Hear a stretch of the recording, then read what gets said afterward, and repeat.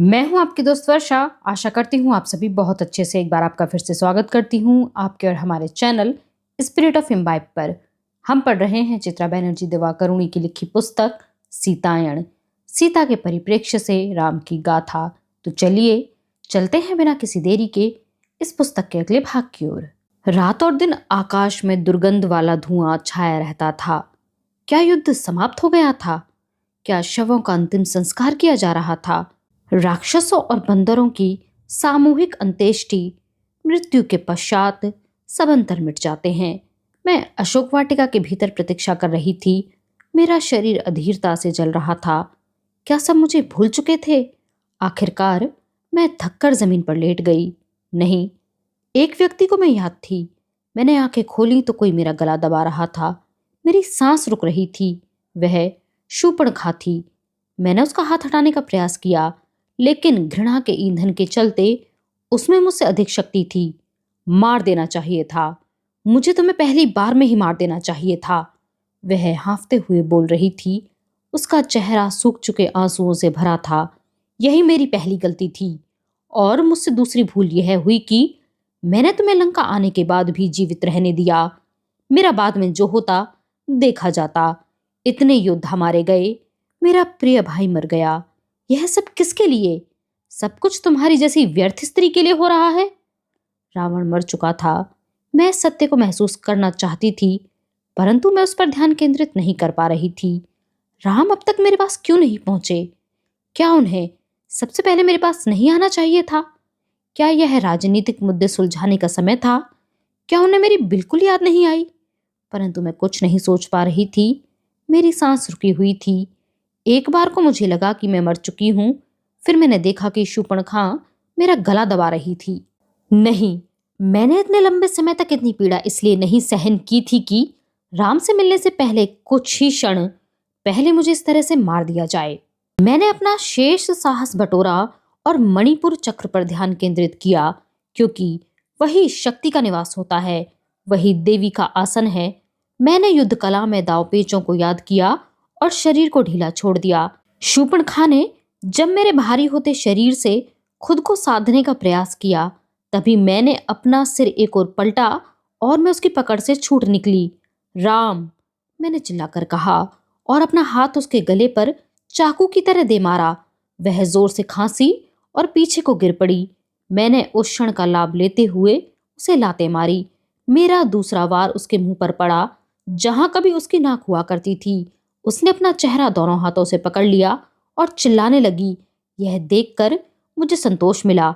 उसकी उंगलियों के बीच से काला खून टपक रहा था, परंतु उसे संभलने में केवल एक क्षण लगा। मैं दुर्बल हो चुकी थी और वह अत्यंत शक्तिशाली थी। उसका पेट भरा था और उसे जादू भी आता था। उसने अगले ही क्षण मुझसे अपना आकार दुगना कर लिया। उसकी उंगलियों के नाखून लंबे और दांत बहुत बड़े थे। वे बाहर निकल आए। मैं समझ गई कि मेरे लिए उसका मुकाबला करना कठिन था, परंतु मैंने हिम्मत नहीं हारी। मैं हाथों को मोड़कर नीचे झुक गई। राम, मैंने धीरे से अपने प्रियतम का नाम लिया और अशोक वृक्ष के निकट पहुंच गई। शूर्पणखा मेरी ओर दौड़ी। वह मुझे पेड़ के तने के पास धकेल कर घेरना चाहती थी, परंतु मैं जितना उस स्थान को जानती थी, उसे वहां का पता नहीं था। उसे कैसे पता होता?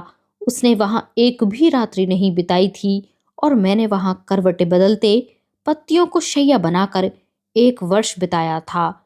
पेड़ की पत्तियां जमीन पर बिखरी थीं और वृक्ष की विशाल जड़ मेरे लिए तकिए का काम करती थी। मुझे जिसकी आशा थी वही हुआ। शूर्पणखा का पैर पेड़ की जड़ पर लगा और वह उसके तने से जा टकराई। उसने खुद को बचाने के लिए अपने हाथ आगे बढ़ाए तो उसके नाखून वृक्ष के तने में जा घुसे। मुझे लगा वह उन्हें बाहर खींच लेगी, मुझे क्षण का लाभ मिल जाएगा, परंतु मैंने देखा कि उसके नाखून वृक्ष के अंदर ही धंस गए। अशोक वृक्ष मानो मेरी सहायता कर रहा था।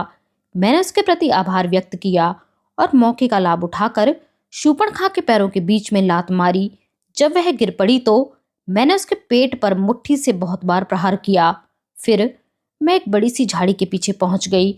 शूर्पणखा ने वृक्ष में से किसी तरह अपने हाथ बाहर खींचे और फिर क्रोध से भरी मुझ पर लपकी। उसका जबड़ा खुलकर विशालकाय हो गया था उसके बड़े बड़े दांत पहने छुरे की भांति बाहर निकले थे। उनसे हरा थूक टपक रहा था। वह शायद एक प्रकार का विष था। मैंने देखा कि वह अपने दांतों से मेरी गर्दन पर वार करना चाहती थी। मेरे पास उसे झांसा देकर कदमों का तेजी से प्रयोग करने का एक ही विकल्प था। मेरी शक्ति कम हो रही थी। मैंने कई महीनों से ठीक से भोजन नहीं किया था। यह उसका दुष्प्रभाव था। मैं हार नहीं मानूंगी, मैंने खुद से कहा, और मैं डरकर भी नहीं भागूंगी। यदि राम को यहाँ मेरा शव मिलेगा तो कम से कम मेरी पीठ पर घाव नहीं होगा। मुझे नहीं पता वह लड़ाई कैसे चल रही थी, परंतु अभी तक मुझे अशोक वाटिका के कोने से एक आवाज सुनाई पड़ी। शूर्पणखा, तुम यह क्या कर रही हो? क्या तुम्हारी बुद्धि भ्रष्ट हो चुकी है? मैं तुम्हें आदेश देती हूँ, रुक जाओ।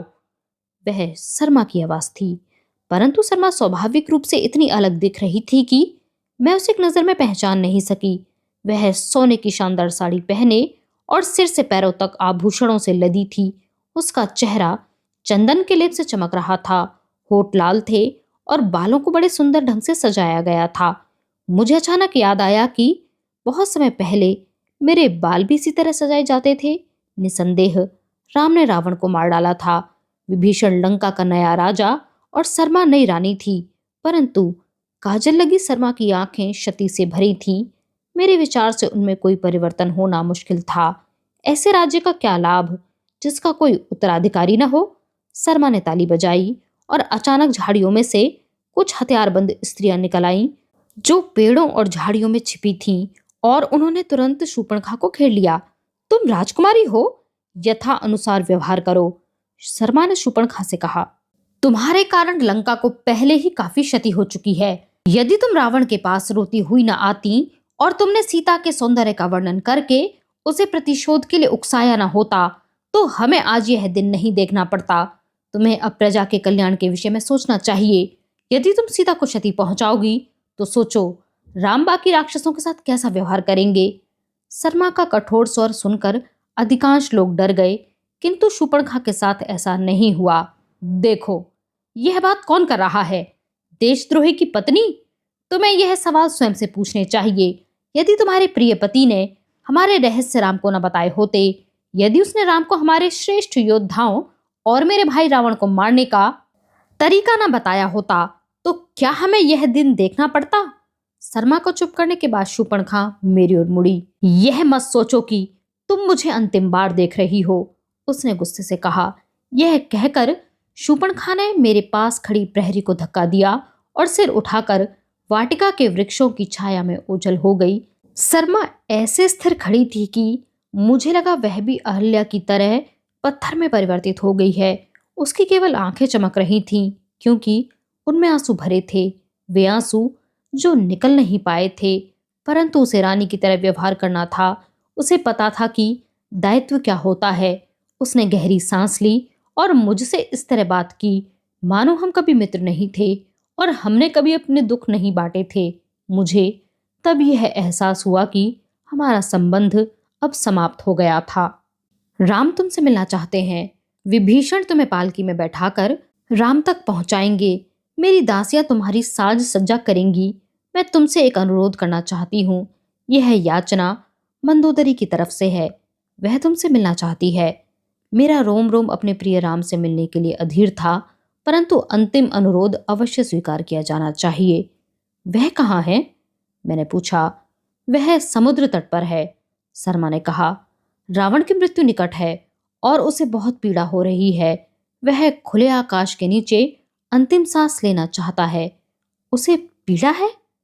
क्या तुमने यही कहा? हाँ, रावण पर दिव्यास्त्र से वार किया गया था। उसमें मायावी शक्तियां थीं। हमारे चिकित्सक उसकी पीड़ा को दूर करने के लिए या उसे तत्काल मृत्यु देने के लिए कुछ नहीं कर पाए। मुझे यह सोचकर बहुत आश्चर्य हुआ कि मेरे मन में रावण के लिए बिल्कुल घृणा नहीं थी। ऐसा शायद इसलिए था कि मुझे उससे खतरा नहीं था। हमें किसी भी महाशक्ति की मृत्यु से पीड़ा होती है, फिर चाहे वह बुरी शक्ति ही क्यों ना हो।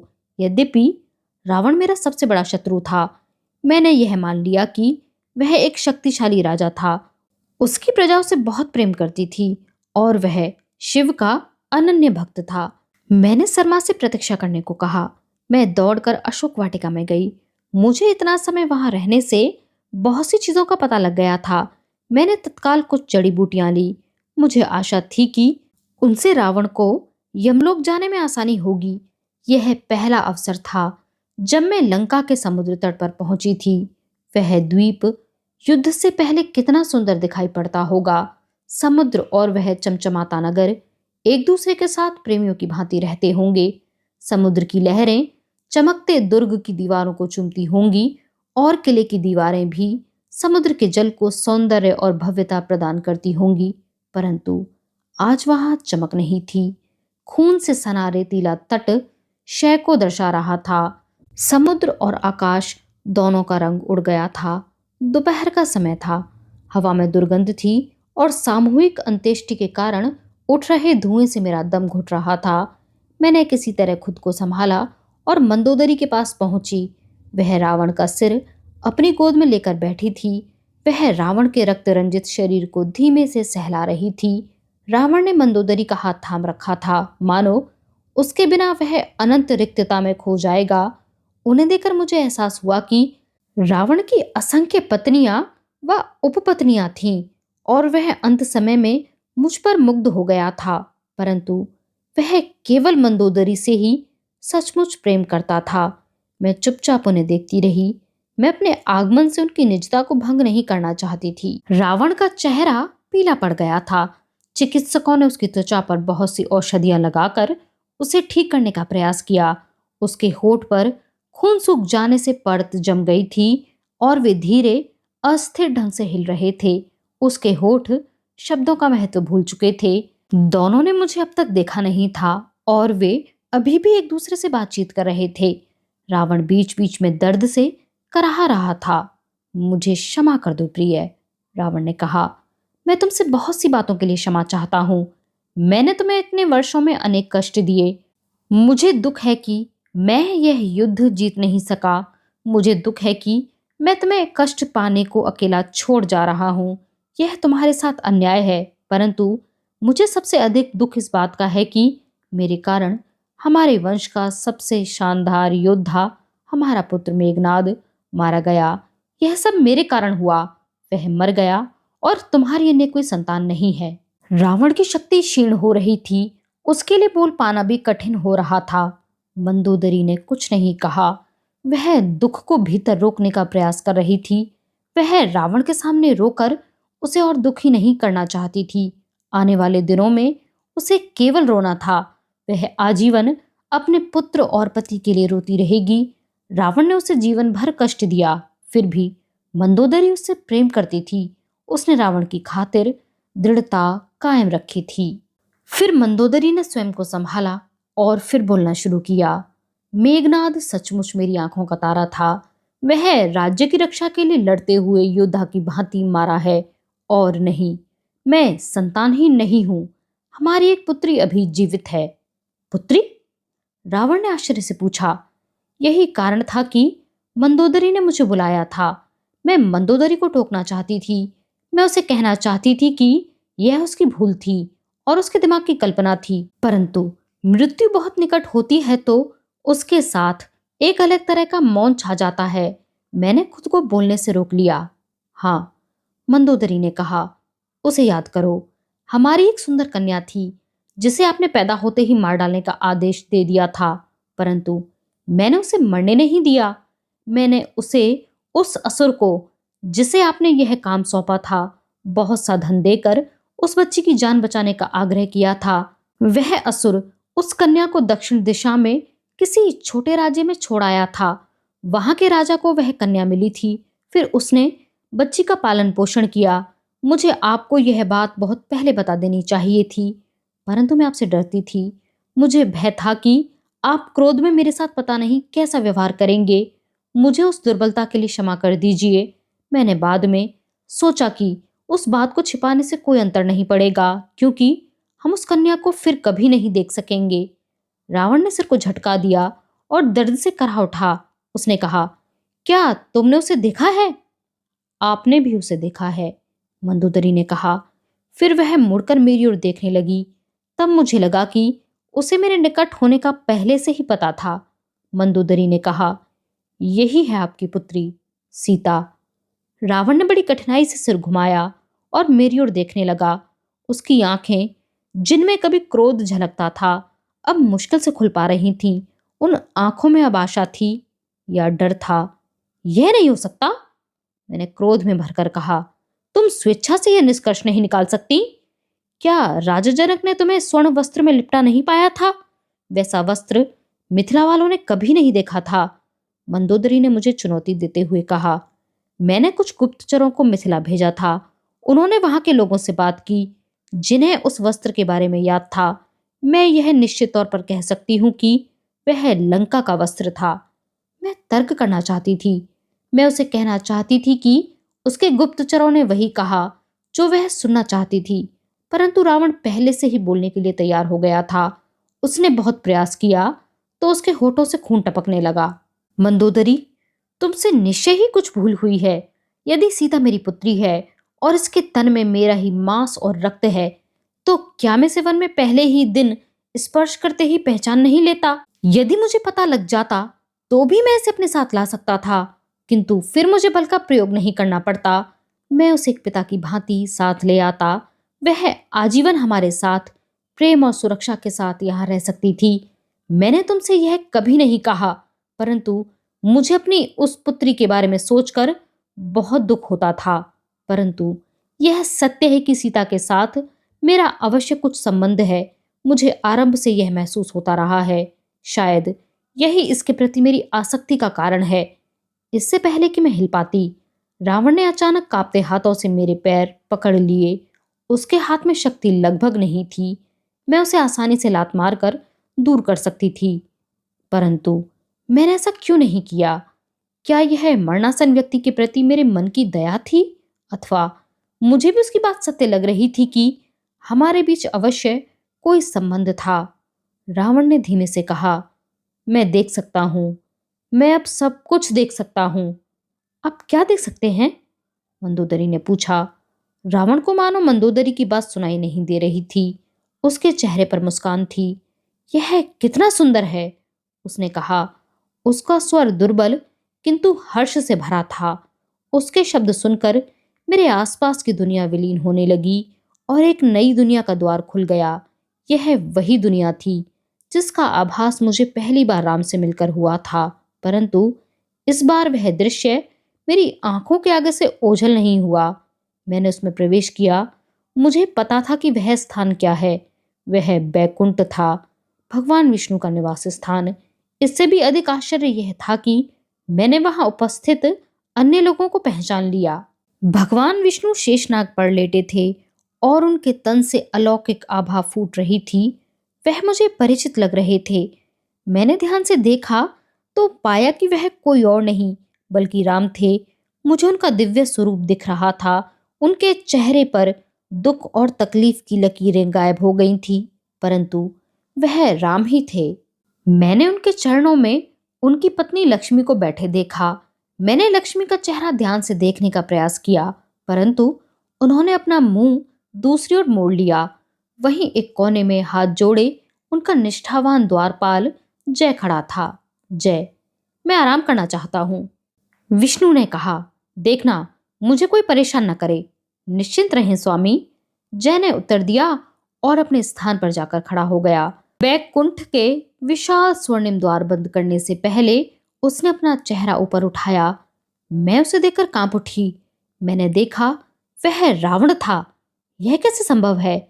क्रोधी रावण, जो राम के प्रति घृणा और प्रतिशोध के भाव से भरा रहता था तथा राम को कष्ट देने के प्रति कृत संकल्प था, राम के निकट जय के रूप में कैसे हो सकता है? ब्रह्मांड की उस पहेली में मेरा क्या स्थान था? इन बातों पर विचार करने का समय नहीं था। द्वार पर शोर हो रहा था। कुछ छोटे बच्चों की आवाजें आ रही थीं जो कुछ मांग रहे थे। जय और उसका साथी द्वारपाल विजय उन्हें शांत करने का प्रयास कर रहे थे।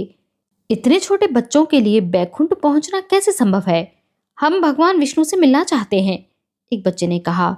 हम उनसे मिलने के लिए बहुत दूर से आए हैं और उनके द्वारपालों से मिलकर हम नहीं लौटेंगे। मेरे स्वामी अभी आराम कर रहे हैं, वह थके हुए हैं, जय ने कहा। भगवान ने कहा है कि उन्हें कोई परेशान न करे।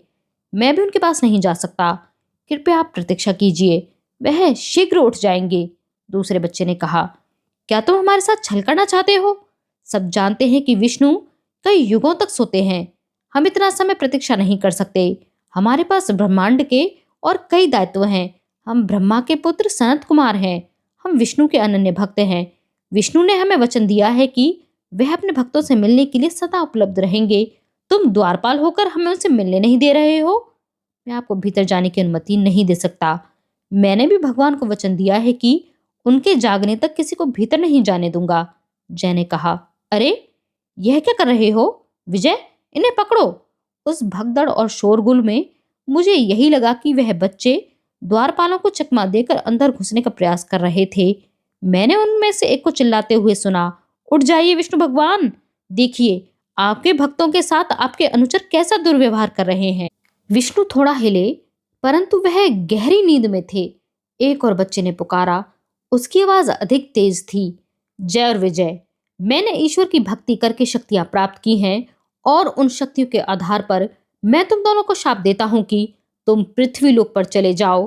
तुम्हें वहां कष्ट के साथ 7 बार जन्म लेना होगा और वही कष्ट सहना होगा जो तुम हमें विष्णु से अलग करके देना चाहते हो।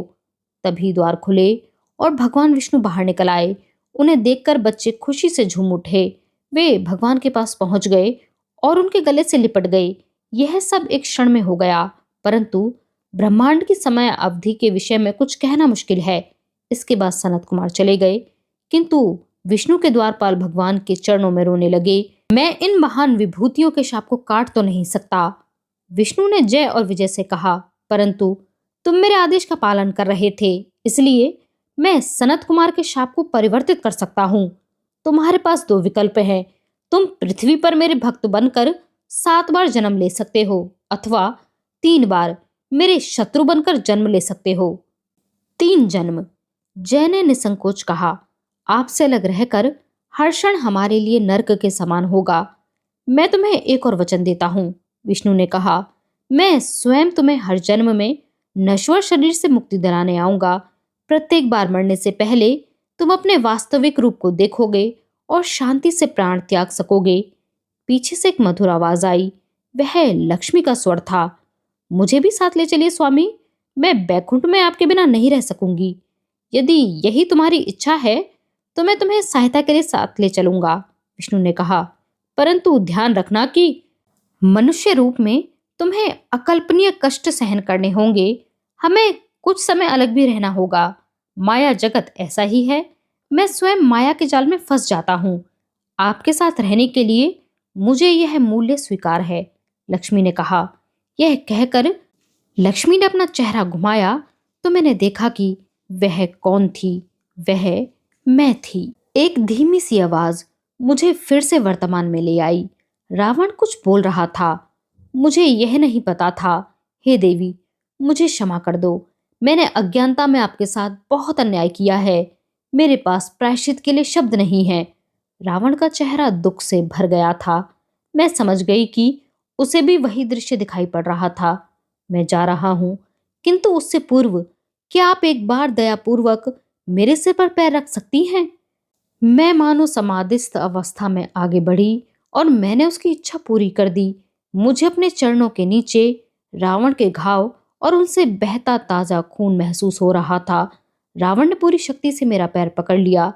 फिर उसने एक लंबी सांस छोड़ी। उसकी आंखें बंद हो चुकी थी। विभीषण, हनुमान और राम की सेना ने हमें उसी अवस्था में वहां देखा। वे हमें पूरे नगर में खोज रहे थे। वह उस विचित्र दृश्य के निकट पहुंचे तो उनकी आंखों में आश्चर्य का भाव था। कुछ इसका आशय समझना चाहते थे तो कुछ के मन में प्रश्न रहे होंगे। अंत में हनुमान ने कहा, माता, मैं आपको भगवान राम के पास ले जाने आया हूँ। आपके दुखों का अंत हो चुका है। मैं रावण से दूर हट गई। मुझे एकांत में राम को सब कुछ बताना था। क्या मैं राम को उस दृश्य के विषय में बता सकूंगी कि मैंने भगवान विष्णु के दर्शन किए थे, अथवा उन्हें यह पहले से पता होगा? मैंने हनुमान के सिर पर हाथ रखा।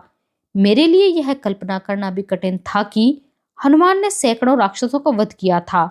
मैं तुम्हें आशीर्वाद देती हूँ हनुमान। तुमने मेरे लिए बहुत कुछ किया है। मेरे दुख की घड़ी में तुमने मेरा साथ दिया और मुझे आशा बंधाई कि एक दिन मेरे दुखों का अंत अवश्य होगा। इसके बाद हमारे बीच औपचारिकता समाप्त हो गई। हम बच्चों की तरह खुशी से एक दूसरे को देखने लगे।